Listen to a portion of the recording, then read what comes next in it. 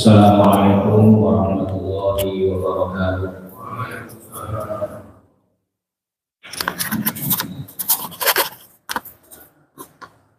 Alhamdulillahi wa kafa wa salatu wassalamu ala rasulihil ladina astafa wa ala khatamihim al-mujtaba nabiyina wa maulana Muhammadin wa ala alihi wa ashabihi wa man ihtada bi hadihi wastanna bi sunnatihi min ahli sidqi wal wafa ma ba'd. Ma'asyiral muslimin yang dirahmati Allah Subhanahu wa taala, jamaah salat subuh yang mudah-mudahan senantiasa dikarunia rahmat dari Allah Subhanahu wa taala.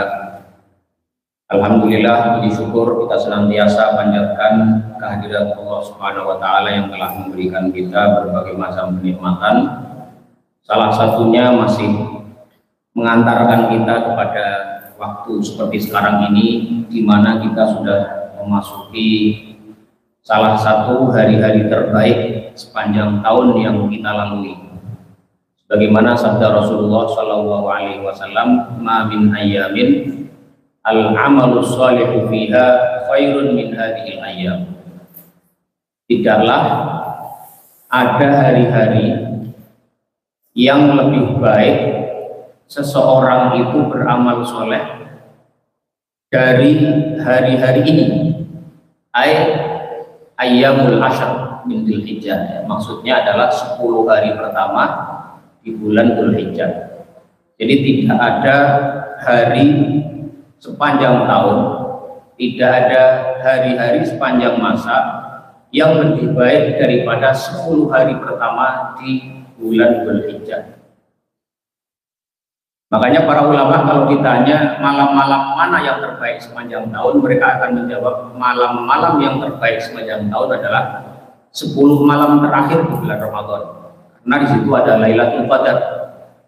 Tetapi kalau ditanya hari-hari mana yang terbaik, mereka akan menjawab 10 hari pertama di awal bulan Dzulhijjah. Karena apa? Karena sabda Rasulullah tadi, "Ma min ayyamin al-amalu sholihu fiha khairun min hadhil ayyam."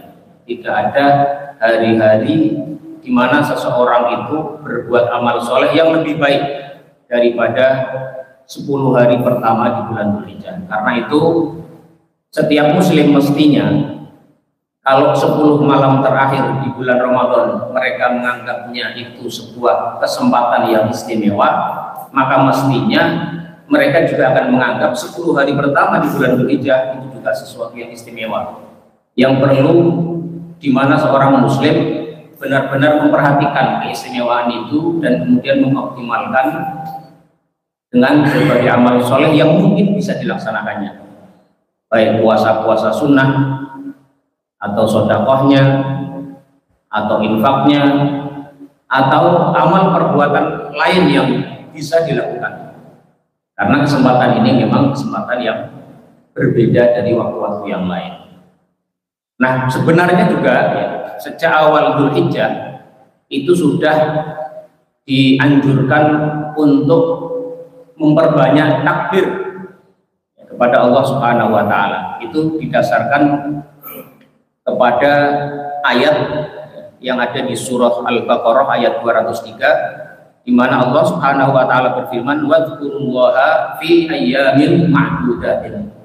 Dan berzikirlah kalian kepada Allah, perbanyaklah berzikir, bertakbir di hari-hari yang tertentu, yang terbilang, yaitu maksudnya adalah di 10 hari bulan Dzulhijjah plus nanti hari-hari tasyrik. Demikian pula ada satu riwayat dalam Sahih Bukhari yang mana beliau meriwayatkan bahwasanya Umar bin Khattab, Ibnu Umar, Abdullah bin Umar bin Al-Khattab dan juga Abu Hurairah radhiyallahu anhuma, mereka biasa keluar ke pasar di 10 hari pertama Dzulhijjah kemudian bertakbir, sehingga orang-orang pun kemudian mengikuti mereka untuk bertakbir. Ini ada dalam Sahih Bukhari ya. Annahuma maksudnya adalah Ibnu Umar, Abdullah bin Umar dan Abu Hurairah, annahuma kana yakhrujani ila suqi ayyamal ashri.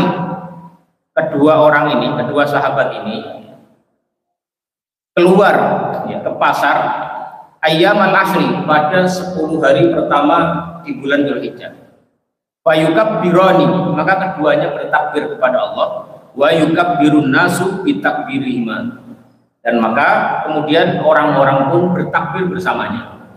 Jadi mungkin ini menjadi asar juga yang menjadi dasar bolehnya takbir bersama. Karena Abdullah bin Umar ya, dan Abu Hurairah pernah ke pasar takbir dan orang-orang mengikut takbir mereka. Nah kemudian ini takbir yang sifatnya mutlak.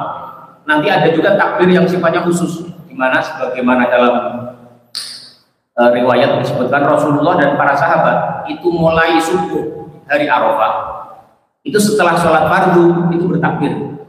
Jadi takbirnya itu bukan dimulai maghrib malam 10 bukan, tapi mulai dari tanggal 9 pagi ya, hari Arafah pagi setelah sholat subuh itu sudah mulai takbir setelah sholat sampai nanti habis sholat asar hari ke-13 pada hari-hari tasyrik ya, atau tanggal 13 dari Dzulhijjah. Nah ini menjadi keistimewaan daripada hari-hari di awal bulan Dzulhijjah. Ini sebagai pengingat buat saya pribadi dan para jamaah sekalian. Nah, masyarakat muslimin yang dirahmati Allah Subhanahu wa taala, pada kesempatan sebelumnya kita sudah memasuki beberapa hadis yang terkait dengan tema sholat ya. Ini saya akan mengambil beberapa hadis secara acak atau tidak secara urut ya. Beberapa hadis yang mungkin kita anggap penting ya untuk kita ketahui untuk menambah pemahaman kita terkait dengan beberapa hukum terkait sholat kita ya. Ini misalnya kita bacakan hadis ya dari Zaid bin Arqam radhiyallahu anhu, di mana beliau berkata, inna kunna lanatakallamu fi sholati, sesungguhnya kami itu dulu, para sahabat Nabi maksudnya, itu mereka terbiasa berbincang-bincang ketika sholat. Ini mirip dengan ketika kita tawaf, itu kan kita boleh berbincang-bincang sambil tawaf, kadang-kadang nanya latarnya gimana kemarin, jalan ke masjidnya lancar nggak? Itu nggak masalah. Dan sholat pun dulu begitu ya. Awalnya orang umat Islam itu boleh berbincang-bincang saat sholat. Lagi sholat, di sampingnya bilang, gimana? Bola kemarin, siapa yang menang? Ini fi ala ahdi Rasulullah sallallahu alaihi wasallam, pada zaman Rasulullah sallallahu alaihi wasallam. Yukallimu ahaduna sahibahu bi hajatihi, di mana salah seorang di antara kita itu berbincang dengan temannya bi hajatihi, tentang kebutuhan hidup dia. Harga cabai berapa kemarin? Umpamanya. Sampai kemudian hatta nazalat ayat ya. Sampai kemudian turun ayat hafizu ala sholawati wa sholatil wusta wa qumu lillahi qanitin. Ya, hafizu, jagalah oleh kalian ala sholawati ya, terhadap atau atas sholat yang 5 waktu wa sholatil wusta, dan khususnya sholat wusta. Sholat wusta ini para ulama banyak berbeda pendapat, sampai ada 17 pendapat, tapi yang lebih rajih adalah itu sholat asar. Wa qumu lillahi qanitin, ini ada di surat Al-Baqarah 238. Wa qumu, dan berdirilah kalian, maksudnya jalanilah sholat kalian itu lillahi, hanya karena Allah, qanitina, dalam keadaan khusyuk, diam, tanpa berbicara dengan perkataan-perkataan di luar perkataan sholat itu. Ini wa umirna bisukuti, maka dengan turunnya ayat itu artinya adalah kami diperintahkan untuk diam. Wa nuhina anil kalami, dan kami dilarang untuk berbicara. Al hadits muttafaqun alaih, hadis ini muttafaq alaih, wal lafzu li Muslim, dan lafadznya milik Muslim. Nah ini larangan bagi kaum muslimin untuk berbicara saat sholat. Nah mungkin kita semua saat ini sudah paham ya, kalau sholat itu nggak boleh berbicara. Tetapi ada beberapa rukhsah ya, ada beberapa keringanan yang mungkin dilakukan oleh seseorang sebagai pengganti kebolehan berbicara dalam sholat. Ini misalnya hadis yang diriwayatkan oleh Ali radhiyallahu anhu, Ali bin Abi Thalib radhiyallahu anhu. Qala, beliau mengatakan, kana li min Rasulillah sallallahu alaihi wasallam madkhalani. Aku biasanya itu punya jadwal untuk bertemu Rasulullah setiap hari itu 2 kali. Kana li min Rasulillah sallallahu alaihi wasallam madkhalani. Jadi ini menunjukkan kedekatan ya Nabi dengan Ali bin Abi Thalib. Ali bin Abi Thalib ini ponakannya Rasulullah yang sangat dekat. Plus beliau juga menantunya Rasulullah Sallallahu Alaihi Wasallam, sehingga beliau punya kedekatan khusus sampai-sampai setiap hari itu punya jadwal boleh atau biasa menghadap Rasulullah 2 kali, entah untuk berdiskusi atau mengajarkan ilmu ya, dan lain-lain. Ini fakuntu idza ataitu, dan aku ini ketika mendatangi Rasulullah Sallallahu Alaihi Wasallam wa huwa yusolli, sedangkan Rasulullah Sallallahu Alaihi Wasallam sedang sholat. Misalnya masuk ke rumah, ketok-ketok pintu ya, kalau ada pintunya, ketok pintu, lihat Rasulullah sholat. Wa huwa yusolli, sedangkan Rasulullah SAW sedang sholat. Tanah nahali, beliau berdehem, memberi isyarat kepadaku. Kira-kira gitu. Di tanah Nuh itu mengeluarkan suara ya, seperti di sini kalau di apa namanya di dalam makna daripada tanah Nah itu maksudnya adalah raddada fi jawbihi sautan as-su'al, mengeluarkan suara dari dalam rongkongan itu seperti orang batuk. Ini orang batuk ya, jadi berapa? Berdehem. Berdehem itu bahasa Indonesia apa? Hah? Ya berdehem ya. Nah ini Rasulullah SAW menurut riwayat ini memberi isyarat kepada Ali dengan berdehem. Kira-kira gitulah. Jadi ini menjadi dalil. Ini hadis ini rawahu An-Nasa'i wa Ibnu Majah. Hadis ini diriwayatkan oleh Imam Nasa'i dan Ibnu Majah. Meskipun hadis ini ya diperdebatkan mengenai sanadnya, wa minhum man hasanahu, ada sebagian yang mengatakan hadis ini hadis hasan, wa minhum man dha'afahu, dan ada juga sebagian yang mendhaifkan. Wa qad sahhahu Ibnu Sakani wa Ibnu Hibban. Tapi ada juga ahli hadis yang menyatakan hadis ini sahih. Nah, ini menjadi hadis ini menjadi dalil bahwasanya berdehem dengan tujuan memberi isyarat kepada seseorang itu boleh. Jadi kalau kita misalnya lagi sholat di kamar, kemudian istri kita atau anak kita manggil kita, mencari kita, mereka tidak tahu kita di mana, boleh memberi isyarat. Saya gitu ya. Ini menjadi keringanan ya bagi kita, karena kita dilarang untuk berbicara dalam sholat, kita dibolehkan untuk berdehem.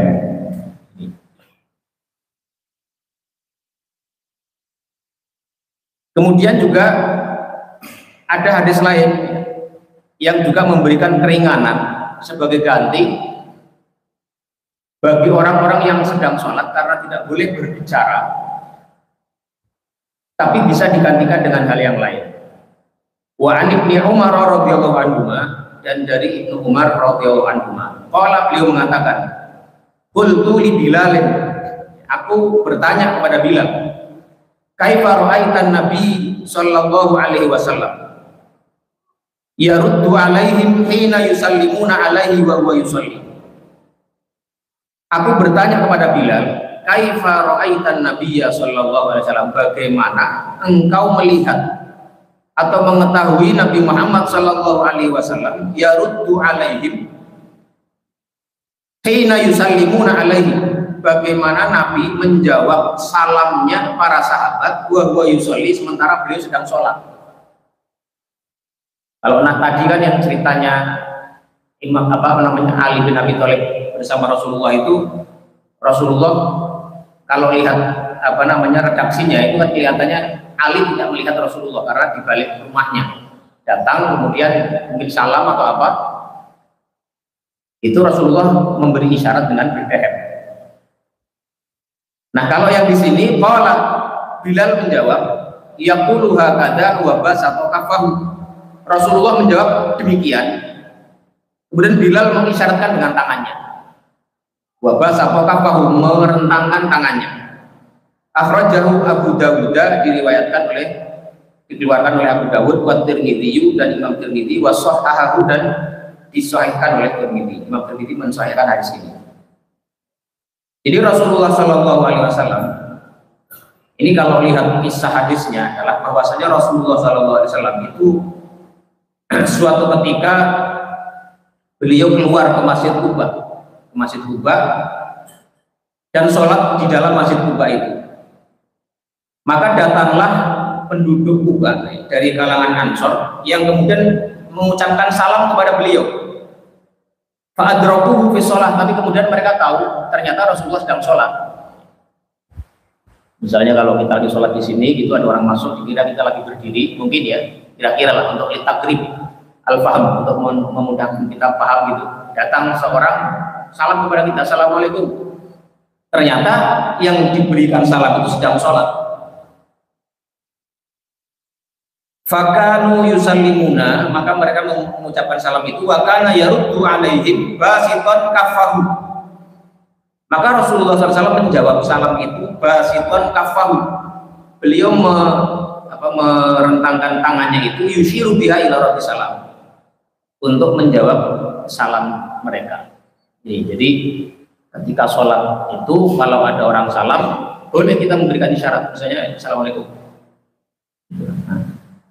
Boleh, kira-kira begitu.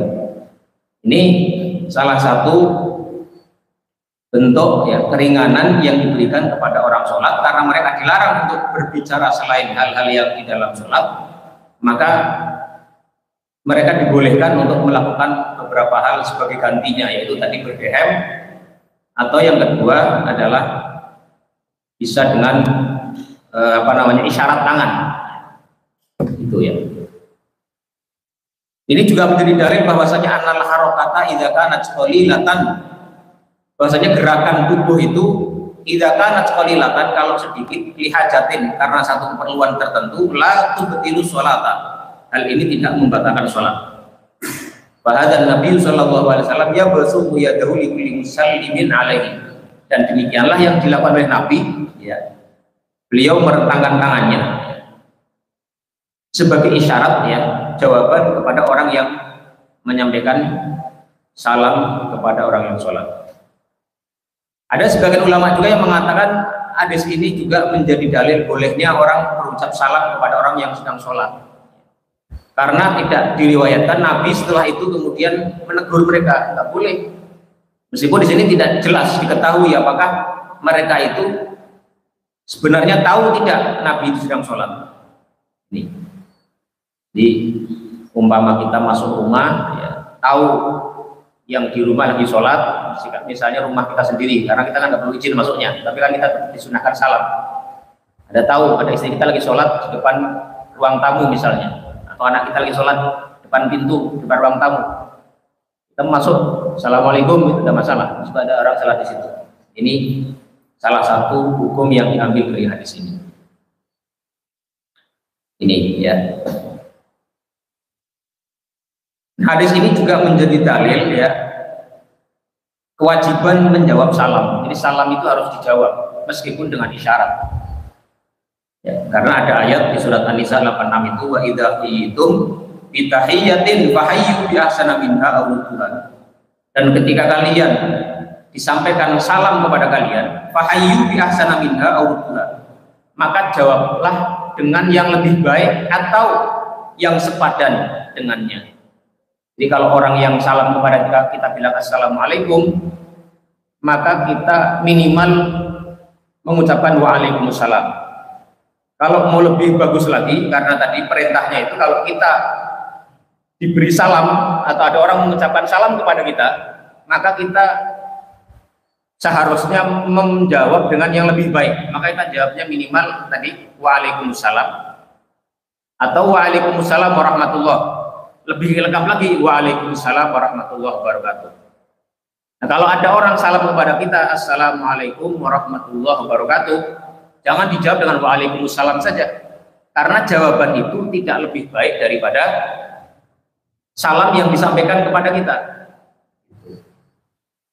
Kalau yang mengucap salam waalaikumsalam assalamualaikum warahmatullahi wabarakatuh, maka ada jawaban kita ya minimal sama waalaikumsalam warahmatullahi wabarakatuh. Nah, mengapa jawaban salam itu berbeda dengan salamnya? Kalau salamnya kan assalamualaikum, semoga keselamatan diberkahkan atau dikaruniakan kepada kalian. Jawabannya waalaikumsalam, dan kepada kalian semoga keberkahan juga dilimpahkan. Jadi ada penegasan kepada kalian juga gitu. Jadi itu bentuk penegasan bahwa jawaban salam itu lebih kuat ya.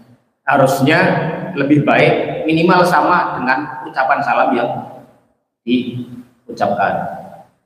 Sama dengan misalnya orang mengucapkan misalnya jazakallahu khairan, itu jawabannya seperti apa?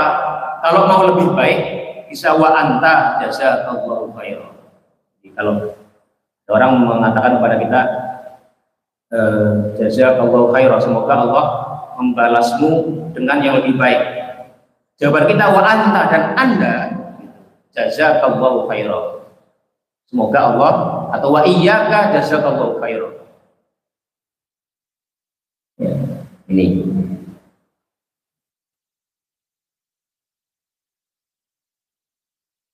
Ini hadis-hadis yang terkait dengan hukum seputar berbicara dalam sholat dan hal-hal yang menjadi rukhsah keringanan ya. Karena kita dilarang berbicara dalam sholat, kita masih diberikan beberapa bentuk jalan keluar ketika kita perlu melakukan beberapa hal, salah satunya menjawab salam. Atau tadi ya, dengan berdehem bisa, atau dengan isyarat tangan bisa ini. Nah, kalau orang salam, satu orang salam kepada jamaah itu tidak semuanya wajib. Itu hukum menjawabnya adalah fardu kifayah. Misalnya saya di sini salam, assalamualaikum warahmatullahi wabarakatuh. Itu kalau yang menjawab salam saya satu orang saja itu sudah mencukupi. Ya. Jadi itu hukumnya fardu kifayah. Kalau tidak ada yang menjawab salam itu, maka berdosa semuanya. Karena kalau ada salam wajib dijawab. Tapi kalau orang salam kepada sekelompok orang banyak, maka itu hukumnya fardu kifayah. Ya, jadi cukup salah seorang saja menjawab itu sebenarnya sudah boleh. Tapi tentu karena kita semua ingin mendapatkan pahala, ingin mendapatkan kebaikan, kita berupaya untuk menjawabnya. Ini. Kemudian hadis-hadis berikutnya ini adalah beberapa hal terkait dengan hukum membuat gerakan dalam sholatnya, gerakan-gerakan di luar sholat.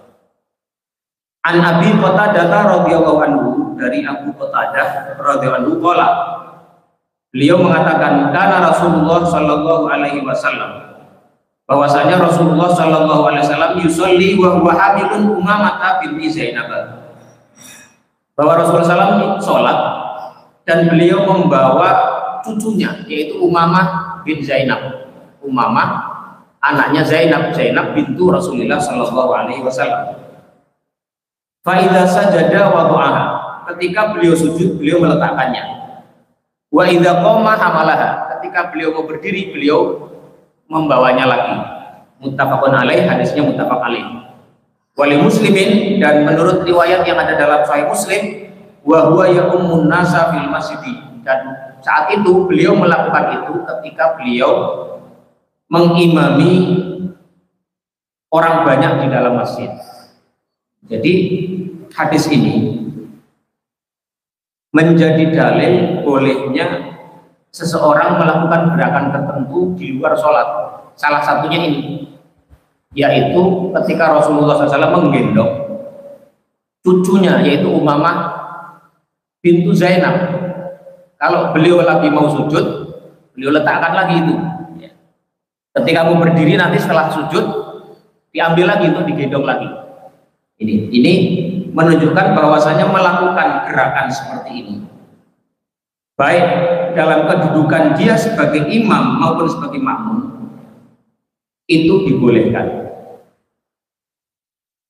Nih.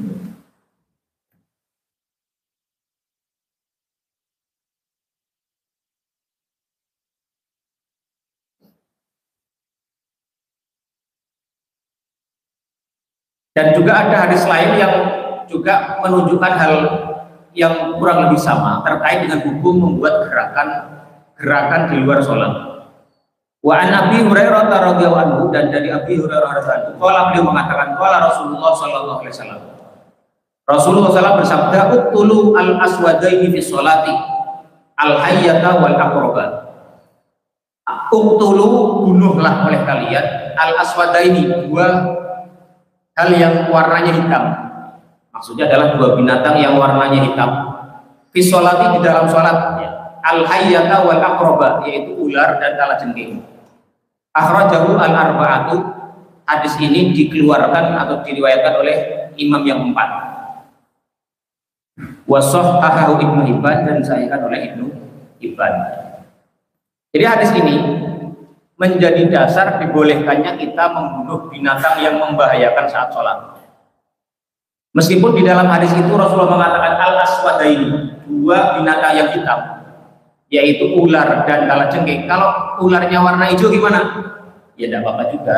Itu kan hadis itu kadang tidak dipahami secara literal demikian. Nabi menyuruh membunuh dua binatang warna hitam dalam sholat. Kalau yang datang ular warna hijau, berarti ini nggak boleh. Bukan begitu. Maksudnya adalah kan biasanya rata-rata ular dan kalajengking kan hitam ya, yang sering nampak kan begitu. Maksudnya begitu. Kalaupun yang datang itu buaya, asal bukan buaya darat. Buaya misalnya warnanya coklat, ya enggak, tetap juga sama. Maksudnya ketika ada keadaan di mana bahaya mengancam, itu boleh seorang yang sedang sholat itu melakukan tindakan-tindakan tertentu di luar sholat. Nih, ya. Tahu lagi sholat ada kalajengking datang menghampiri kita, boleh kita datang mengambil satu barang, saya di dekat arah sandal dikeplak dulu, habis itu lanjutkan sholatnya, tidak masalah. Ini. Ya.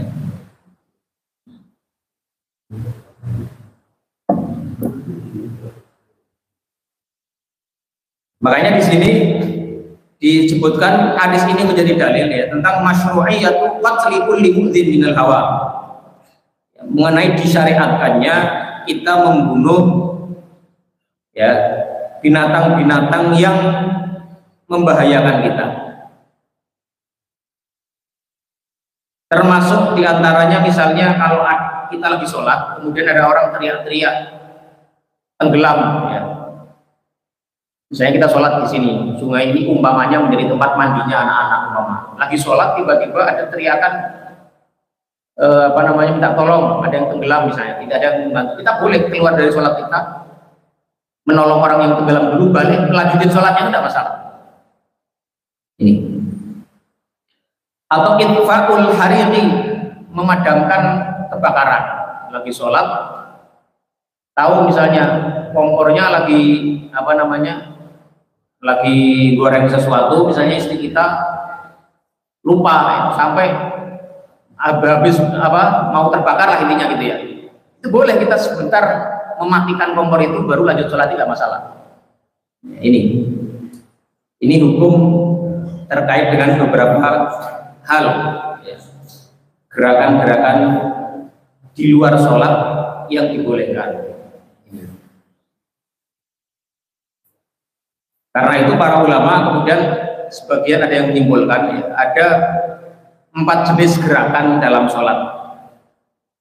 Yang pertama adalah gerakan yang bisa membatalkan sholat, yaitu al-amalul kafiru al-mutawali li ghairi daruratin, yaitu satu gerakan yang banyak yang berurut-urut dikerjakan li ghairi daruratin, bukan karena adanya keadaan darurat, wali wairi maslahati sholati, dan bukan karena keperluan sholat. Nah itu tidak boleh. Misalnya apa ya? Misalnya gatel. Kalau gatel, ya kalau dalam mazhab Syafi'i, ini mazhab Syafi'i itu ada istihad bahwasanya ukuran banyak itu adalah 3 kali gerakan berturut-turut. Jadi kalau ini, kalau dalam mazhab Syafi'i berarti kalau kita gatel gitu ya, kita garuk 1, 2, 3, 4, 5 itu nggak boleh kalau dalam mazhab Syafi'i, karena ukuran banyak 3 kali. Ya, tapi hal ini sebenarnya ijtihadi, ya, sifatnya ijtihadi, tidak ada apa namanya dalil yang sahih, maksudnya yang eksplisit melarang itu nggak ada. Ya itu tujuannya apa? Tujuannya adalah karena gerakan yang terlalu banyak kalau tidak dibatasi itu berpotensi untuk mengganggu kekhusyuan sholat seseorang, karena itu dalam mazhab Syafi'i dibatasi 3 kali berturut-turut. Makanya kalau mau menghindari itu, ya 1, 2 berhenti dulu, balik lagi 1, 2 berhenti dulu, puas nggak puas pokoknya gitu aja, balik dulu itu. Ya tapi kalau cuma garuk-garuk, sebenarnya sih 5 kali pun ya kalau itu sebenarnya insya Allah tidak membatalkan sholat. Ya, tapi kalau kita mau mengikuti mazhab Syafi'i, ya sebaiknya jangan begitu, ya 2 kali ini.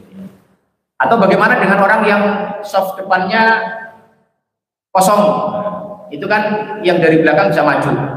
Kalau kita mengikuti mazhab Syafi'i, kita jalannya dipotong dulu ya. Jadi kan kalau sini orangnya sudah, kalau 1, 2, 3, 4 kan gitu.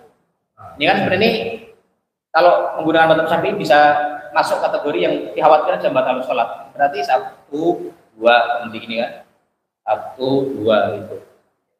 Tapi sebenarnya kalaupun langsung hal seperti ini karena bagian dari kebutuhan sholat, insya Allah tidak apa-apa. Tapi kalau kita mau mengikuti mazhab Syafi'i, sebenarnya kita 1, 2, 1, 2. Jadi meskipun 4 kali gerakan, karena dipotong menjadi 2, itu menjadi tidak masalah. Kita keluar dari perselisihan pendapat. Tuh. Nah kedua, ada gerakan-gerakan ya, yang dimakruhkan, tidak membatalkan tapi tidak disukai. Yukrahu fi sholati wala yubtiluha, tidak disukai tapi juga tidak membatalkan. Wa huwa yasiru li ghairi hajatin, yaitu apa namanya yang sedikit tapi tanpa ada keperluan, tanpa ada hajat. Mimma laisa li maslahati sholat, yang tidak ada hubungannya dengan kemaslahatan sholat. Kal abath bi thiyabi wasyururi, seperti orang yang iseng-iseng aja apa namanya gerak-gerakan bajunya atau rambutnya, misalnya lagi sholat gitu. Nah misalnya, padahal nggak ada keperluan kan, lagi sholat gitu tiba-tiba, wah, ya, nggak perlu sebenarnya. Nah, itu makruh, ya itu makruh. Ini atau baju apa di linting atau gimana lagi sholat. Ya. Nah ini hal-hal seperti ini itu tidak disukai tapi tidak membatalkan sholatnya. Tapi seingat lagi, kalau mengikuti mazhab Syafi'i, kalau 3 kali berturut-turut itu bisa membatalkan sholat. Ya, matiin HP. Kalau matiin HP, wallahu a'lam. Tapi kalau saya melihat selama gerakannya nggak banyak dan HP itu kalau dibiarkan justru bisa mengganggu kemaslahatan sholat banyak orang, itu lebih baik dimatikan. Di saku kita ini ada HP, ya. Tiba-tiba ada ringtone, kita lupa mematikan ininya, ambil matiin.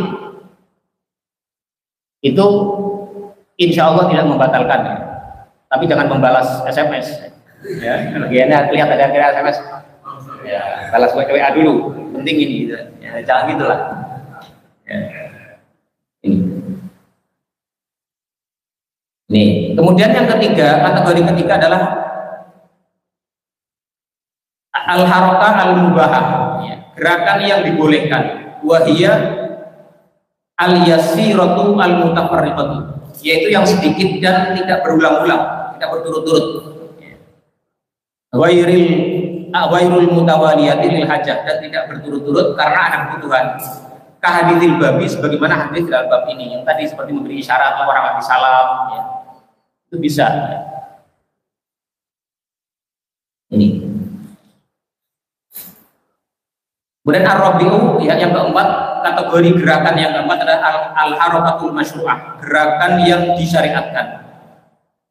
Wa hiya allati tata'allaqu biha maslahatus sholati, yaitu khususnya yang terkait dengan kebutuhan sholat itu. Au takunu harakatan li fi'lin mahmudin ma'murin bihi, atau gerakan yang memang diperlukan, diperintahkan, kata qaddumil musallin, seperti majunya orang-orang yang sholat, wa ta'akhurihim fi sholatil khaufi, dan mundurnya mereka dalam sholat khauf, aulid darurati ka inqadi warikin min halakatin, atau karena darurat seperti menyelamatkan orang yang tenggelam dari bahaya kematian yang mungkin mengancam dia. Kita sholat di pinggir danau ya. Kemudian ada orang minta tolong karena tenggelam, kita boleh ya, nyebur dulu, menyelamatkan, bisa lanjutin sholat, nggak harus mengulang dari awal, itu boleh. Tidak perlu dibatalkan. Kecuali setelah menyelamatkan orang yang tenggelam, kita pesen es degan dulu, minum-minum, nah itu. Tapi kalau baru habis narik tenggelam itu, balik lagi sholat, itu nggak perlu diulang dari awal. Ya. Ini beberapa hadis terkait dengan berbicara dan melakukan gerakan dalam sholat. Ada pertanyaan? Kita lanjut. Ya. Ini ada pada dulu, yang sepuh dulu.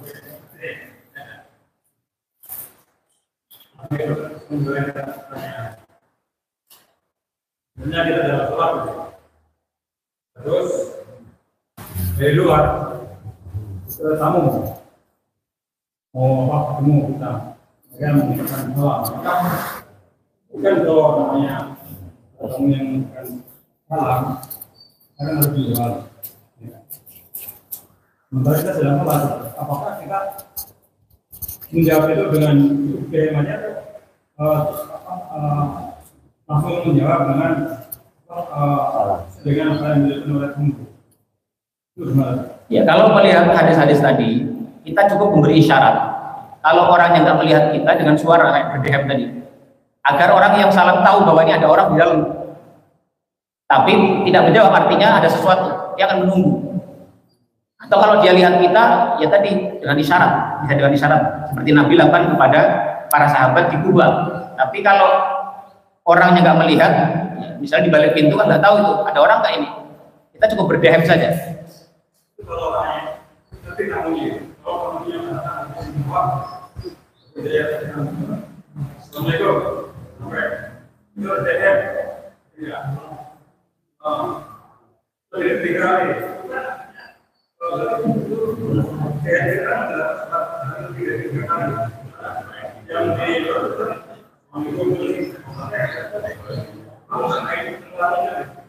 Ya habis itu ditelepon aja Pak. Habis sholat langsung lihat HP Pak, kan kita nggak tahu dari siapa datang. Ya itu Pak, hukumnya nggak boleh kita membatalkan sholat hanya karena itu ya. Kita bisa memberikan isyarat tadi ya, dengan berdehem atau kenapa? Mengerti? Oh, boleh, nggak masalah ya. Dehemnya dikerasin. Masa sih nggak dengar gitu? Gitu ya. Ya bisa juga itu memberi syarat seperti boleh juga ya.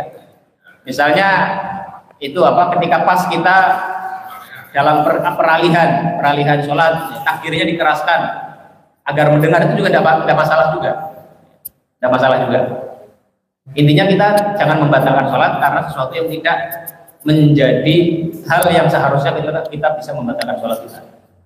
Ini cukup dengan isyarat tadi, mau dengan berdehem boleh, atau mengeraskan bacaan kita. Kalau bacaan kita keras atau takbir kita misalnya tadi, peralihan kita dari satu gerakan-gerakan lain dengan takbir dikeraskan, tidak masalah. Masalah gitu. Ya, selesai ya. Ya Pak. Nah. Tadi sudah terjawab tadi yang saya mau tanyakan, yang pertama yang masalah mengeraskan ketika ada orang misalkan di kamar terus manggil-manggil gitu, kita lagi sholat dikeraskan kan Allahu Akbar misalkan atau baca apa, itu boleh ya? Boleh. Terus yang kedua adalah masalah menjawab salam tadi kan hukumnya fardu kifayah. Tapi kadang di suatu pengajian misalkan gitu ya, ustadznya memberikan salam terus kayaknya kurang puas sampai berkali-kali gitu. Sebenarnya kan sebenarnya cukup sekali saja ya. Itu hukumnya gimana Ustaz? Terus yang ketiga adalah ketika kita sholat berjamaah, kemudian tadi ini masalah belakang ada saf yang kosong itu, tapi orang yang di misalkan yang di belakang nggak ngerti, padahal kan seharusnya yang di belakang yang maju, atau lebih baik yang mana yang samping yang merapat atau yang belakang yang maju Ustaz? Gitu.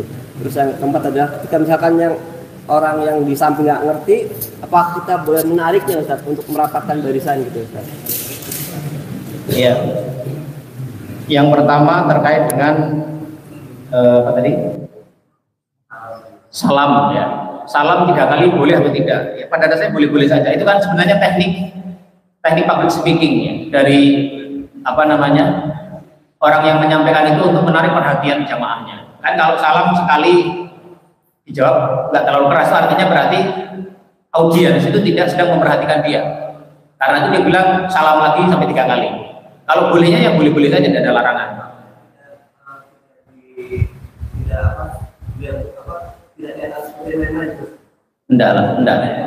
Enggak sih, kalau saya melihatnya tidak. Itu teknik ini aja, teknik apa namanya public speaking untuk menarik perhatian daripada audiens dengan salam 3 kali. Tidak ada masalah.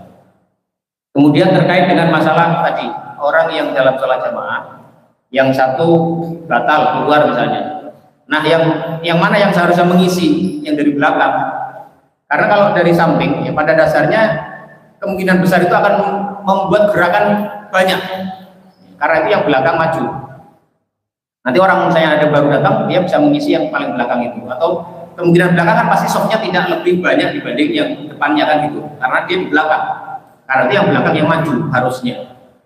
Kalau misalnya ternyata sudah ditunggu-tunggu nggak maju-maju, ya yang samping harusnya merapat. Nah, yang mana merapat kemana itu ukurannya adalah yang tengah, itu yang menjadi pokoknya, yang paling dekat dengan imam itu menjadi pokoknya. Jadi misalnya di sini gitu ya, itu dari sono ke sini harusnya, bukan dari sini ke sono. Merapatnya ke arah makmum yang terdekat dengan imam, yaitu yang di tengah tentu saja. Itu ya, jelas ya. Yang lain?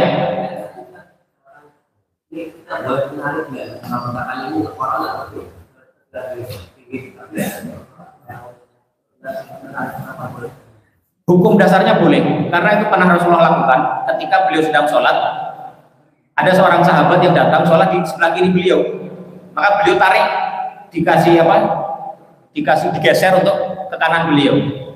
Itu artinya melakukan seperti itu boleh hukumnya. Cuma kita perlu lihat-lihat, kira-kira orang di samping kita tuh ngerti nggak? Ya, kalau nggak ngerti malah jadi pertempuran itu. Ngapain sih ini tarik-tarik gitu kan? Jadi ini harus kira-kira dilihat-lihat lah. Kita melihat hukum itu kadang tidak bisa apa adanya gitu ya. Harus melihat situasi juga. Karena kadang hukum itu tidak bisa diterapkan secara sempurna dalam kondisi tertentu. Kalau kira-kira masyarakatnya sama-sama ngaji ya boleh, mungkin dia lupa, bolehlah kita tarik gitu. Tapi kalau enggak, ya takutnya malah itu nanti terjadi hal yang tidak diinginkan. Sama kita sholat pun, kan kalau Nabi yang menggeser kan, mesti ikut itu kan, nah Nabi. Tapi kalau kita mungkin ada orang kita lagi sholat, ada orang tiba-tiba berdiri di sebelah kiri kita, bermakmum pada kita. Kan ini sebenarnya sifatnya sunnah. Jadi berdiri di sebelah kanan itu adalah kesempurnaan jamaah begitu. Tapi sifatnya sunnah. Kita lihat-lihat kalau kira-kira orang ini nggak pernah ngaji, kalau kita tarik malah dia, akhirnya malah, ya itu menurut saya sih tidak harus begitu. Karena sifatnya juga sunnah, bukan sesuatu hal yang membatalkan sholat. Wallahu a'lam bishawab. Ya sebaiknya jangan sampai gitu ya, jangan sampai. Tapi ya gimana lagi kalau orang belum tahu.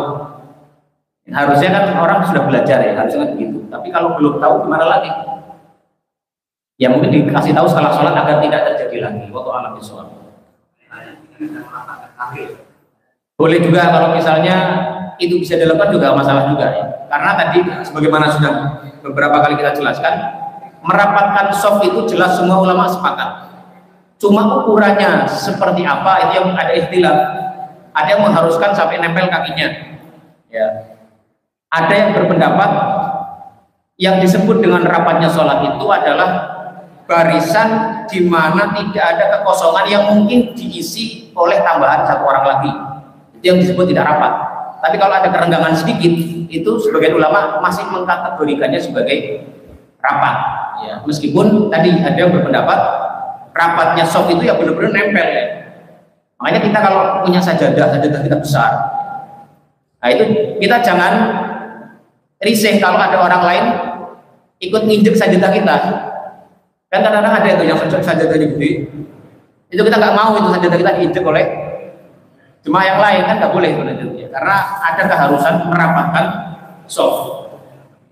Meskipun sekali lagi rapatnya soft itu sebagian ulama berpendapat batasannya adalah kalau kekosongan itu masih bisa diisi satu orang lagi, itu namanya tidak rapat, itu yang dilarang.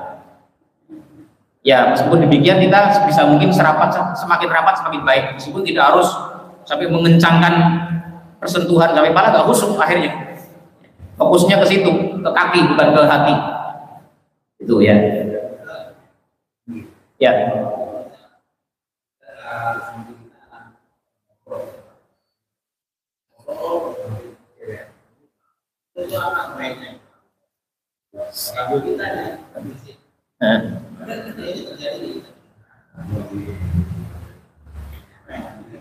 Pertama, wallahu a'lam bishawab, ya saya mulai dengan wallahu a'lam bishawab dulu. Tapi kalau kita melihat hadis-hadis yang ada, tampaknya kita boleh melakukan satu tindakan yang tidak berlebihan untuk mengingatkan mereka. Karena apa? Karena Nabi memerintahkan kita membunuh tadi binatang yang membahayakan. Ini orang berisik mengganggu sholat. Kita entah menegurnya dengan menepuk si anak itu. Kalau itu di samping kita, itu insya Allah dibolehkan.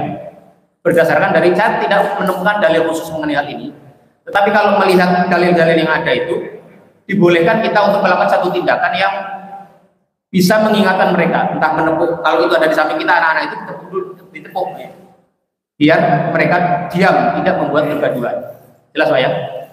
Ya, jadi boleh kita menepuk atau mengingatkan dengan tindak gerakan kita selama tidak berlebihan. Tadi misalnya menepuk ya, sekali, 2 kali, agar mereka bisa tenang, tidak membuat kegaduhan sehingga mengganggu kekhusyuan jamaah yang ada di masjid itu. Wallahu a'lam bishawab. Yang lain? Ya.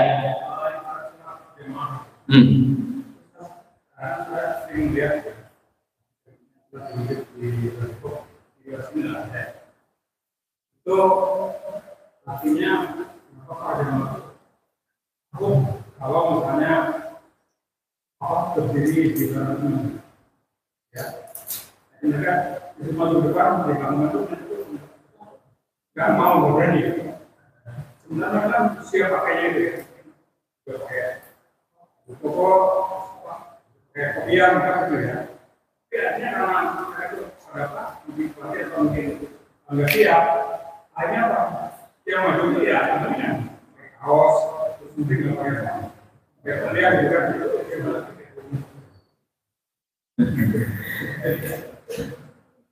Gimana maksudnya gimana yang ditanya Pak? Artinya ada aturan kalau yang berada di imam mereka itu orang kan harus siap mengendalikan posisi seandainya imam bersama bukan satu ini atau ini kan bisa jadi sebenarnya jadi yang kita itu mereka itu imam itu orang mau maju di dalam imamnya. Nah sekarang nggak ada isi orang lainnya apa yang mungkin yang mereka mungkin ya mereka tuh tapi mereka mampu itu mengisi kekosongan di belakang. Kalau dari sisi hukumnya ya jamaah tetap sah, ya, jamaah tetap sah. Memang ya itu tadi sebagaimana Pak Darso sudah sampaikan, memang yang lebih baik di belakang imam adalah orang yang paling bisa mampu untuk menggantikan sekiranya imam mendapat halangan di dalam sholatnya, entah batal, entah apa gitu. Ya mestinya begitu. Tapi kalaupun tidak terjadi, ya itu tidak membatalkan jamaah. Gitu ya. Kalau dari sisi hukumnya bagaimana? Kalau hukumnya tidak membuat jamaah itu batal, yang jelas kan gitu. Cuma memang seyogianya, ya, seyogianya dalam jamaah itu pertama yang jadi imam orang yang paling paham, orang paling banyak hafalan, paling baik bacaannya.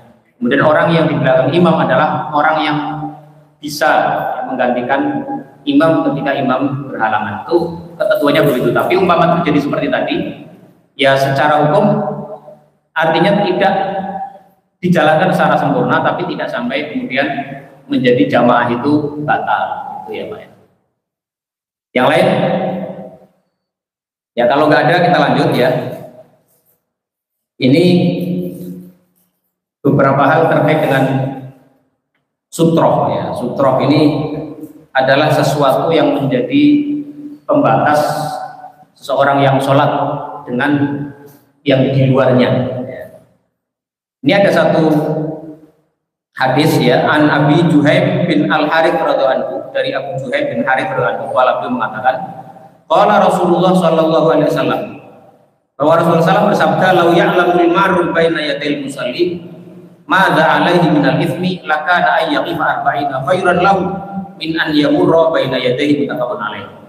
Kalau seandainya orang yang lewat di depan orang yang sholat itu tahu sebesar apa dosa yang akan dia tanggung nanti, maka baginya untuk berhenti selama 40 tahun itu lebih baik baginya daripada dia melewati di depan orang yang sholat itu. Jadi hadis ini muttafaqun alaih menjelaskan tentang besarnya dosa orang melewati di depan orang yang sholat. Jadi kalau kita lihat ada orang yang lagi sholat, kita berhati-hatilah jangan sampai kita lewat di depannya. Ukurannya apa? Ukurannya batas kira-kira tempat sujud dia. Jadi kalau agak jauh tidak masalah, lewat dari apa namanya batas yang seharusnya dia hindari.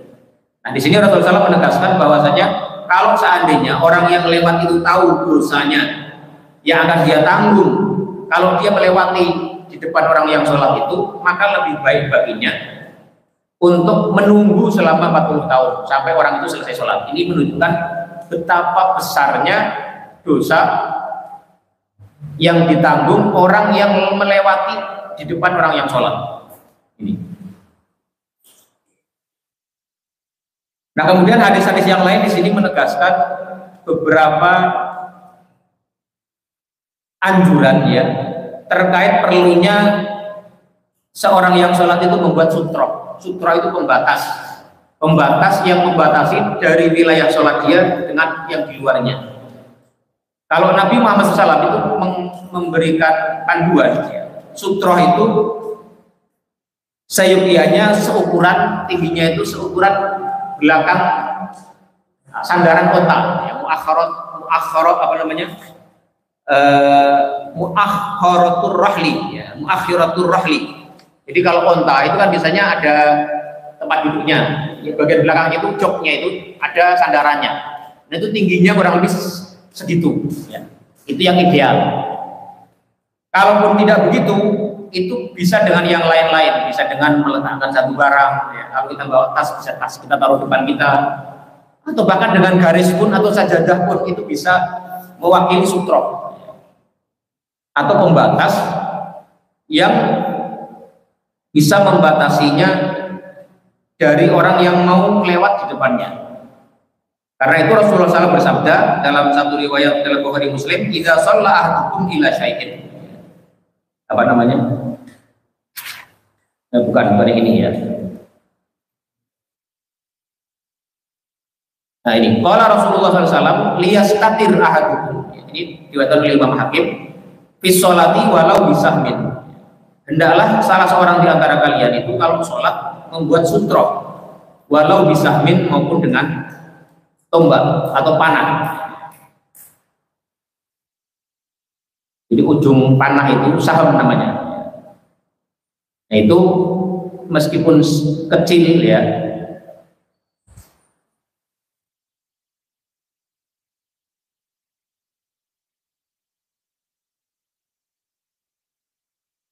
itu boleh ya. Jadi tadi sebagaimana kita jelaskan di awal, sutroh itu yang baik adalah seperti muakhiratul rahli, atau sandarannya orang yang naik unta itu, atau juga bisa dengan saham ya, anak panah, atau bahkan dengan garis. Ada hadis lain yang menunjukkan boleh dengan garis.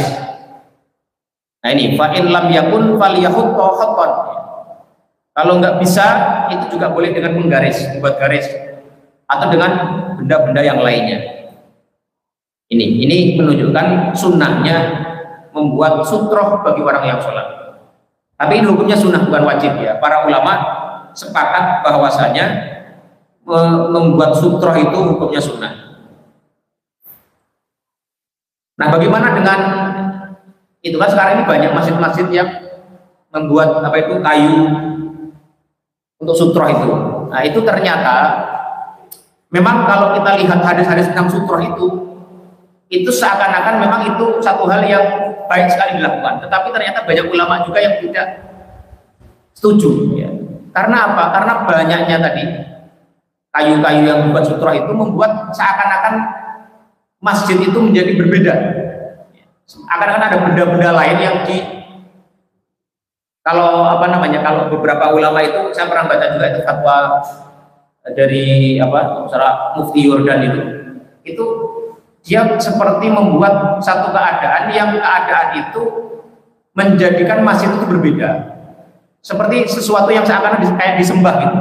Jadi di semua titik ada kayu-kayu yang itu jadikan sutroh. Padahal di masjid itu orang mencari sutroh itu bisa dengan sholat di mendekat ke dinding ya, ke tembok atau kemana ke tiang ya. Atau misalnya kalau bawa sajadah bisa dengan sajadah itu yang menjadi batas, gimana orang tahu, orang nggak akan lewat di hadapan dia. Jadi mengenai kayu-kayu itu memang ada perbedaan pendapat di kalangan para ulama. Ada banyak itu yang mengkritik itu, bahwa itu tidak seyogianya dilakukan, karena pertama tidak ada dasarnya bahwa zaman Rasulullah di masjid itu pada membuat sutroh. Yang kedua itu membuat keadaan masjid itu menjadi seakan-akan berbeda dari fungsi aslinya, yang aslinya adalah hanya sebagai sutroh saja. Wallahu a'lam bishawab. Jadi walaupun seperti masjid kita nggak ada itu tidak masalah, tapi itu tadi membuat sutroh itu hukum dasarnya adalah dia sunnah yang sangat dianjurkan sekali, yang tujuannya adalah tadi menghindarkan orang bisa lewat di depannya. Ini. Ya boleh.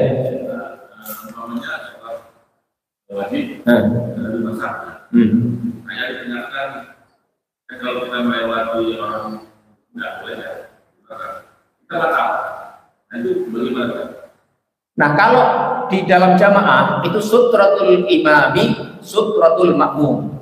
Sutrahnya imam itu sutrahnya makmum. Jadi kalau di tengah-tengah ada orang batal, dia lewat itu sebenarnya tidak masalah, karena dia sudah di dalam bagian dari sutroh itu, yaitu sutrohnya imam.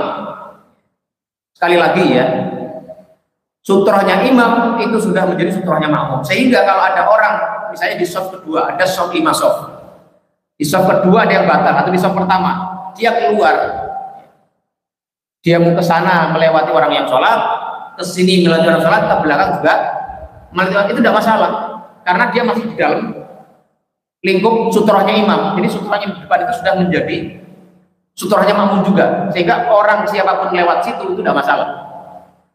Dimengerti Pak ya? Jadi tidak harus gimana-gimana, begitu batal keluar saja tidak masalah. Dan orang yang sholat juga tidak boleh kemudian menolak gitu, seperti kita kalau kita sholat sendiri, ada orang mau lewat depan kita kan sunahnya untuk menolak, menangkis atau menangkal agar dia tidak lewat depan kita. Tapi ketika kita dalam sholat jamaah itu boleh ya, orang lewat depan kita, karena sutrohnya itu diukur dari yang paling depan, yaitu imamnya itu, sutratul imami, sutratul makmum. Sutrohnya imam itu dari sutrohnya makmum. Jadi kita tidak masalah, jalan saja tidak masalah. Jelas ya? Oke, ada yang lain? Ini masalah sutroh. Jam berapa? Belum kali ya?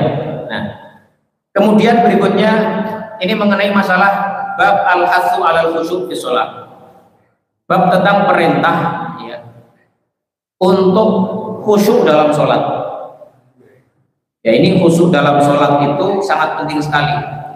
Nah, ini ada hadis yang mungkin sering kadang-kadang dibuat canda, tapi ada benernya, tapi kadang-kadang tidak dipahami secara baik. Di mana Rasulullah SAW bersabda, An Anasin radhiyallahu anhu anna Rasulullah SAW dari sahabat Anas bahwa Rasulullah bersabda, "Idza qutimal asya'u." Kalau makan malam sudah disiapkan, fabda'u bihi qabla an tusallu al-maghriba, maka lakukanlah makan malam itu dulu sebelum kalian sholat maghrib. Jadi kalau makan malam sudah siap, gitu, misalnya 5:30 istri kita masak, kemudian jam 6 selesai, tiba-tiba sadarin azan. Ini bagaimana? Nah, kalau kita lihat dari sini, Rasulullah bersabda, "Idza qutimal asyam." Kalau makan malam sudah disiapkan, fabda'u bihi qabla an tusallul maghriba, maka mulailah dengan makan malam dulu itu sebelum kamu sholat maghrib. Al hadis muttafaqun alaih. Hadisnya muttafaq alaih. Nah, ini kadang-kadang hal ini itu sering dijadikan candaan. Meskipun ada benarnya, tapi kadang nggak sepenuhnya benar juga. Katanya makan sambil mikir sholat lebih baik daripada sholat sambil mikir makan. Tapi apa demikian?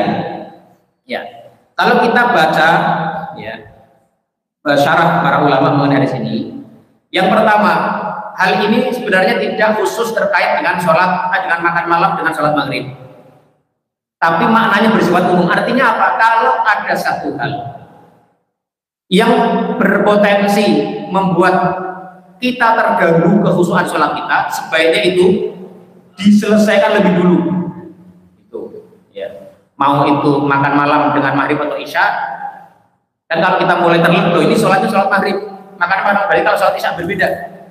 Nah, itu bukan begitu. Intinya adalah hadis ini lafadznya begitu, redaksinya begitu, tetapi memaknainya dimaknai dengan cara yang lebih komprehensif, ya. Itu kalau ada satu hal yang berpotensi mengganggu kekhusyuan kita, maka hendaknya kita selesaikan dulu masalah itu sebelum kita sholat. Ini, ya.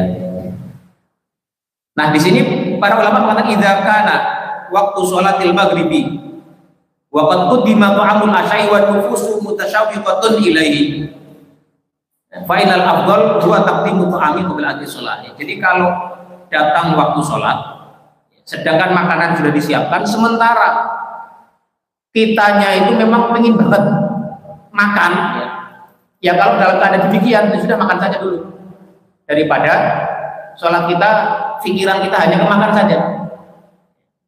Tapi hal ini bagi orang-orang yang sudah ini kan kejadian seperti ini, itu seharusnya tidak menjadi kejadian yang dilakukan secara berulang-ulang. Kalau berulang-ulang, misalnya jadwal makan malam, ya buatlah jadwal makan malam yang tidak mengganggu waktu sholat kita. Misalnya sudah jadi patokan kita, kalau kita makan malam itu habis maghrib, misalnya sudah jadikan itu. Kita sehingga pikiran kita itu ya namanya makan malam itu nanti setelah maghrib, bukan setelah makanan siap baru kita pingin banget. Atau sebaliknya, misalnya dimulai sebelum maghrib, sebelum jam 6 kurang seperempat kita biasakan makan petang atau makan malam misalnya gitu, sehingga sholat maghrib dan isya kita tidak terganggu dengan pikiran terhadap makanan ini. Nah, kalau kejadian itu sekali-kali, umpama kita udah lapar banget atau dari bergian gitu ya, udah lapar banget, haus banget gitu ya, tiba-tiba dengar azan, tapi di rumah udah disiapkan makanan dan minuman yang kita pingin banget segera makan itu. Nah, seperti ini silahkan makan dulu saja, nggak masalah. Tapi tidak menjadi kebiasaan agar nggak sholat maghrib di masjid, setiap mau maghrib disiapin makanan, nggak begitu, ya. Nggak begitu. Cara melihat hukumnya bukan begitu. Ya, ini. Jadi jangan mencari celah ya, dari hukum yang ada. Ngakali, itu namanya ngakali ini, ya. Ini sekali lagi, kalaupun kejadian itu jangan dijadikan kejadian yang berulang-ulang. Kemudian ya ada beberapa hadis lagi sekilas kita baca yang terkait dengan masalah kekhusyuan ini. Nah, ini An Anasin radhiyallahu anhu, dari sahabat Anas radhiyallahu anhu. Qala, beliau mengatakan kana qiramun li Aisyah radhiyallahu anha. Bahwasanya Aisyah itu punya qiram. Qiram itu semacam kain ya yang dijadikan sebagai tabir. Satarat bihi janiba baitiha, yang Aisyah gunakan untuk menutup atau menjadi tabir di samping rumah atau kamar beliau. Kan kamar Aisyah itu di samping Masjid Nabawi kan. Di situ. Faqala lahan Nabi sallallahu alaihi wasallam. Maka Rasulullah SAW bersabda, "Amiti anna qiramaka hada." Singkirkanlah tabirmu itu wahai Aisyah. Fa innahu la tazalu tasawiruhu ta'ridu li fi sholati. Karena di dalam tabir itu ada gambar-gambar yang mengganggu sholatku. Ini Rawahul Bukhari, hadis ini diriwayatkan oleh Imam Bukhari. Jadi Rasulullah SAW meminta istri beliau Aisyah radhiyallahu anha untuk menyingkirkan tabir yang ada gambar atau lukisan atau ornamen-ornamen yang itu bisa mengganggu orang sholat. Ini artinya apa? Artinya adalah hadis ini menjadi anjuran juga untuk agar kita menghindarkan atau menjauhkan dari tempat sholat itu segala hal yang bisa mengganggu kekhusyuan dalam sholat. Ini, apapun itu, termasuk kalau kita mau ke masjid ya sebaiknya jangan pakai kaos yang ada tulisannya di belakang. Jadi itu bahaya juga ya kalau kita sholat di depan kita tuh ada tulisan, apalagi tulisannya sampai 4 baris. Kita baca Al-Fatihah malah baca itu dulu, ini apa sih isinya gitu kan. Itu sebaiknya jangan ya. Kita bisa kena dosanya juga itu. Kita datang ke masjid, sholat jamaah, tapi kaos kita ada tulisannya 4 baris lagi. Kalau cuma 2 kata masih mungkin orang lihat sebentar selesai. Nah ini. Atau gambar ya, gambar bisa mengganggu ya, kalau misalnya polos lah, atau kalau warna-warni batik kan, batik pun orang nggak akan perhatian kecuali ada tulisannya di situ. Ini batik dinas dari mana ini? Kalau nggak ada logo kantornya atau apa, itu ini ya, ini kita hindari ya, sekali lagi menggunakan apa atau menghadirkan hal-hal yang bisa mengganggu kekhusyuan sholat kita. Ini. Bahkan termasuk ini ya, masalah anak kecil ini sebenarnya hal yang cukup pelik sedikit ya. Memang membawa anak kecil ke masjid itu bermanfaat banyak ya, membuat mereka bisa mengenal masjid dan lain-lain. Tapi mestinya kalau anak kecil itu belum mumayyiz, belum bisa mengontrol dirinya sendiri, itu harus hati-hati membawa ke masjid. Anak usia setahun, setengah tahun, ya, itu sebisa mungkin kalau tidak diyakini dia bisa dikontrol, sebaiknya jangan. Karena apa? Karena kita lagi sholat, tiba-tiba dia lari-lari, tiba-tiba dia mengganggu sampingnya. Nah ini tidak dianjurkan sebenarnya. Karena kekhusyuan kemaslahatan orang banyak ini itu jauh diperhatikan, jauh lebih harusnya diperhatikan dibanding kemaslahatan si anak ini. Untuk mengenalkan dia ke masjid itu nanti ada saatnya kalau dia sudah mumayyiz, atau dalam kegiatan-kegiatan lain yang tidak mengharuskan adanya ketenangan atau kekhusyuan. Pengajian mau dibawa, ada aktivitas rapat mau dibawa, tapi sholat menghadirkan anak kecil yang belum bisa dikontrol, sekali belum bisa dikontrol, kecuali anak itu sudah bisa mengontrol dirinya sendiri. Jadi dia bisa tenang gitu, itu tidak masalah. Tapi kalau yang masih wirawiri, itu sebaiknya perlu dipertimbangkan kembali. Atau paling tidak, kalaupun terpaksa karena mungkin yang merawat sedang tidak ada, atau yang nungguin tidak dibawalah, tapi carilah tempat di pinggir atau di belakang atau bagaimana, sehingga anak ini tidak mengganggu kemaslahatan bersama untuk mencapai kekhusyuan sholat secara bersama-sama. Ini. Saya pernah membaca fatwanya Syekh Yusuf Al-Qaradawi mengenai hal ini, mengenai membawa anak kecil ke dalam masjid. Itu beliau cenderung pendapatnya seperti ini. Kemaslahatan orang banyak untuk sholat itu lebih diutamakan daripada tadi. Betul, membawa anak kecil ke masjid baik, ya. Maslahat buat dia agar kenal dengan masjid. Tapi kalau anak ini belum bisa mengontrol diri, masih selari ke sana kemari, teriak-teriak, itu sebaiknya dihindari. Sebaiknya dihindari. Allahu a'lam bishawab. Ya.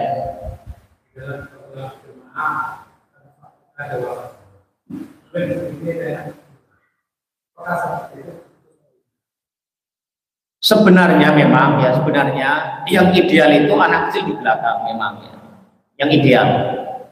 Tetapi kalau masalah sah tidaknya sholat itu atau terputus atau tidak sholat itu, kalau anak itu mumayyiz ya, di mana dia itu sudah bisa sholat, sudah bisa berwudu, sudah bisa bersuci, sudah bisa sholat, meskipun belum balik tapi mumayyiz itu mengerti dengan apa yang dilakukan, bisa bersuci, bisa berwudu, itu kan sholatnya sah. Anak kecil yang belum balik, selama dia mengetahui ya hukum, ya, mengetahui cara berwudu yang baik, mengetahui sholat yang baik, meskipun belum sempurna tapi bisa sah, maka sholatnya sah. Kalau keadaannya seperti ini, maka keadaannya itu tidak memutus shaf, karena dia adalah jemaah seperti bagaimana kita berjamaah. Tapi kalau anak kecil yang belum mumayyiz tadi, yang masih nggak ngerti, belum bisa belum bisa bersuci, belum bisa, bahkan tadi mengontrol diri pun nggak bisa, diajak latihan takbir habis itu lari-lari. Nah ini yang sebaiknya dihindari. Selain masalah tadi, masalah mengganggu kehusuan jamaah, itu bisa memutus shaf. Artinya shafnya jadi bolong itu setelah ditinggalkan si anak ini. Jadi sekali lagi saya ulangi, kalau anak itu sudah mumayyiz, ya, meskipun belum balik tapi mumayyiz, sudah bisa mengontrol diri, mengetahui cara berwudu, mengetahui cara sholat, maka itu tidak membatalkan atau tidak mengganggu shaf itu.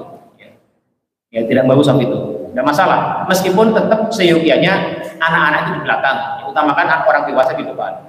Tapi itu tadi, kalau anak itu belum mumayyiz, masih setengah tahun atau 1 tahun misalnya, yang dia begitu masuk shaf nggak lama dari semenit kabur itu, nah itu bisa memutus shaf. Wallahu a'lam bishawab. Jelas ya? Yang lain? Ya. Ini kan artinya itu aku mau ada kan buat hukumnya itu. Soal kan? Iya. Sebenarnya itu mungkin berarti betul kalau itu artinya di nah, kalau mereka tadi punya pandangan, punya argumen seperti itu, ya. Ini kan juga hanya kan ya sedikit lagi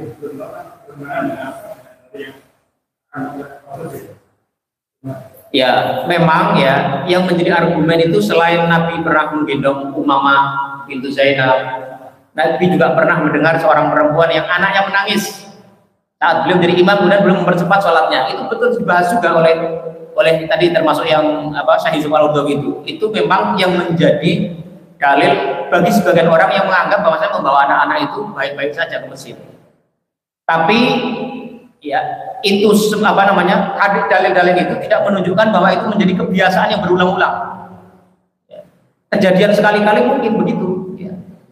Menunjukkan sebenarnya boleh memang, tetapi melihat hukum dasar dan melihat dalil-dalil yang mengharuskan bahwasanya orang yang sholat itu harus menjaga kekhusyuannya, termasuk tadi gambar atau hal-hal lain yang harus dihindarkan yang bisa mengganggu kekhusyuan. Karena itulah makanya tadi di awal saya bilang itu persoalan yang sedikit pelik dan sensitif. Kenapa? Karena memang ada dalilnya juga bagi orang-orang bahwa anak-anak itu ada dalil juga. Tadi dalil salah satunya Nabi pernah menggendong mama dan belum jadi imam. Nabi pernah mendengar ada seorang perempuan dari arah belakang tangisan anak-anak, benar Nabi mempercepat sholatnya. Itu menjadi dalil bolehnya bahwa anak-anak, betul itu boleh. Tapi kejadian seperti itu bukan kejadian yang berulang-ulang terus-menerus, artinya kemudian dibiarkan begitu, tidak. Ya. Atau dibiarkan berlanjut begitu, enggak. Karena itulah ya, menimbang antara dalil yang membolehkan membawa anak-anak dengan dalil yang mengharuskan menciptakan suasana khusyuk dalam sholat itu diambil, ditimbang-timbangin. Kalau sekali lagi makanya, kalau anak-anak yang berpotensi besar tidak bisa diam, belum bisa mengontrol diri, maka sebaiknya dipertimbangkan kembali untuk dibawa ke masjid.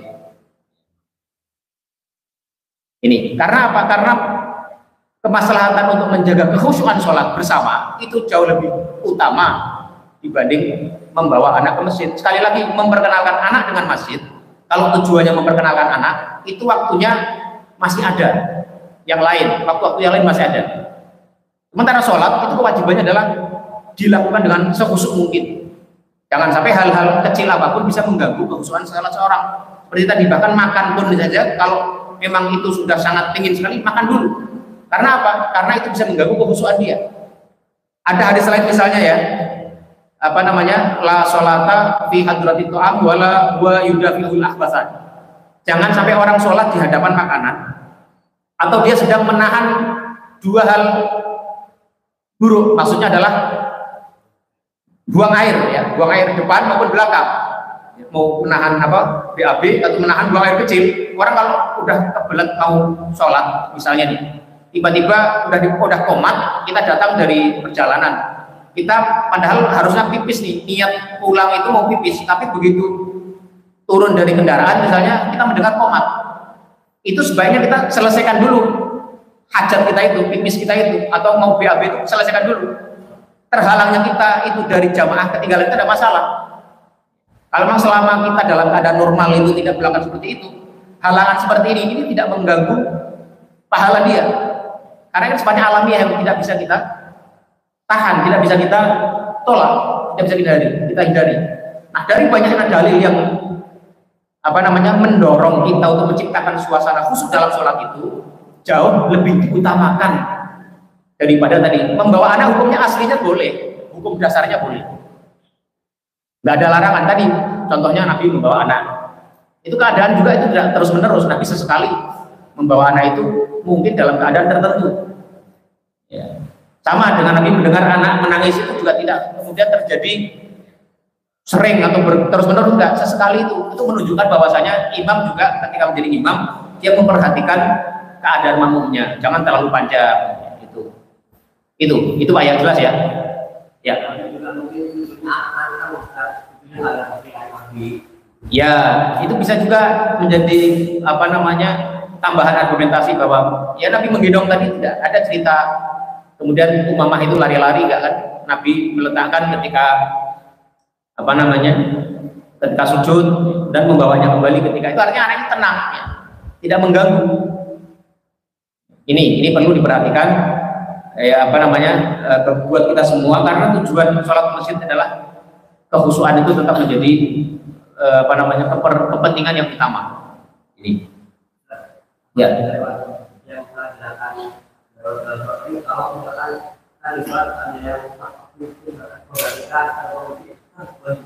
Kalau sholat kita di samping pintu nggak masalah, kan gerakannya cuma sekali, nggak masalah, nggak masalah. Nah kalau kita lagi di kamar jalan-jalan buka pintu dulu masuk, ya nggak bisa kan ini ya. Pakai isyarat saja tadi. Kalau suara bisa dengan suara, atau dengan tadi kalau orangnya kita melihat kita ya dengan lambaian tangan atau apa seperti contoh yang sudah ada tadi. Tapi kalau kita sholatnya depan pintu, tidak masalah, hanya sekali gerakan buka pintu masuk, atau pintu terkunci ya, pintu terkunci ada istri kita masuk, kita sendirian di rumah atau anak kita sekedar untuk ceklek saja, insya Allah itu tidak membatalkan sholat kita, karena itu termasuk gerakan yang tidak terlalu banyak dan karena adanya satu hajat, ada kepentingan itu nanti bisa dimasukkan ke dalam tadi, seperti orang yang melakukan gerakan meskipun banyak tapi ada kedaruratan, kayak apa namanya mematikan kebakaran ya. Sholat ada kebakaran, ambil air dulu disiram, lanjut sholat tidak masalah itu. Ini saya bacakan hadis terakhir ya dalam bab masalah ini. Imam Ibnu Hajar memasukkannya dalam bab masalah perintah khusyuk, tapi ini tidak secara khusus mengenai masalah kekhusyukan, tapi bisa bermakna lebih luas, yaitu an Abi Hurairah radhiyallahu anhu dari sahabat Abu Hurairah radhiyallahu anhu, Nabi sallallahu alaihi wasallam qala, bahwasanya Rasulullah SAW bersabda, at-tasawubu minasyaiton. Menguap itu adalah dari setan. Fa idza tasa'aba ahadukum, maka kalau ada salah seorang dari kalian itu mau menguap, falyabdhin mastata'a, adalah dia menahannya semampu dia. Ya, rawahu Muslimun wa Tirmidzi wa zada fi sholati. Nah, ini masalahnya karena dimasukkan dalam hadis, karena fi sholati. Dalam riwayat Tirmidzi disebutkan kejadian ini di dalam sholat. Jadi kalau ada orang ketika sholat dia mau menguap, hendaklah dia menahannya, falyabdhin. Ini. Tapi di luar sholat pun juga bisa. Kalau dalam riwayat Imam Muslim itu tidak terbatas dalam sholat. Dalam keadaan apapun, kalau kita mau menguap, itu sebaiknya kita tahan dulu. Gitu ya, ditahan itu bisa. Tapi pun kalau kita kemudian tidak mampu menahan, ya, mungkin karena dorongan menguapnya itu sangat kuat, itu bisa menggunakan hadis yang lain yang juga diriwayatkan oleh Imam Muslim. Idza tasa'aba ahadukum, kalaulah salah seorang di antara kalian itu menguap, falyumsik biyadihi ala famihi, maka adalah dia menahan dengan tangannya di mulutnya, ditutupkan. Apakah dengan ininya tadi itu tidak ada keharusannya, mana saja, ya, atau tangan kanan begini tidak ada keharusan. Di sini disebutkan falyumsik biyadihi ala famihi, adalah dia menutup atau menahannya dengan mulutnya. Fa inna syaitana yadkhulu, karena sungguhnya setan itu masuk ke dalam mulutnya kalau mulutnya itu terbuka seperti itu. Ini. Ya, ini dimasukkan juga dalam bab sholat karena ya itu bisa mengganggu kekhusyuan sholat juga. Apalagi kalau sholat jamaah ada orang yang menguap sampai keluar gitu kan. Nah, itu bisa mengganggu kekhusyuan. Apalagi belum sikat gigi gitu kan. 3 hari lagi Pak ya. Kalau sehari masih belum keluar intinya. Ini ya. Ini hadis-hadis, beberapa hadis ya, saya tidak bacakan semuanya, tapi ini beberapa hal yang sering terkait dengan kejadian yang sering kita alami dalam sholat-sholat kita. Baik, ada pertanyaan sebelum kita akhiri? Cukup ya? Mudah-mudahan apa yang kita pelajari pada pagi hari ini memberikan manfaat kepada kita untuk menambah pengetahuan dan pemahaman kita dalam menjalani syariat yang menjadi kewajiban kita sehari-hari. Yang benar semua datangnya dari Allah Subhanahu wa taala, sementara yang salah itu adalah karena kebodohan saya sendiri. Aku qauli hadza wa astaghfirullah li wa lakum wa sallallahu ala nabiyyina Muhammadin wa ala alihi wa sahbihi wa sallama tasliman katsira. Subhanakallahumma wa bihamdika asyhadu an la ilaha illa anta astaghfiruka wa atubu ilaik. Wassalamu alaikum warahmatullahi wabarakatuh.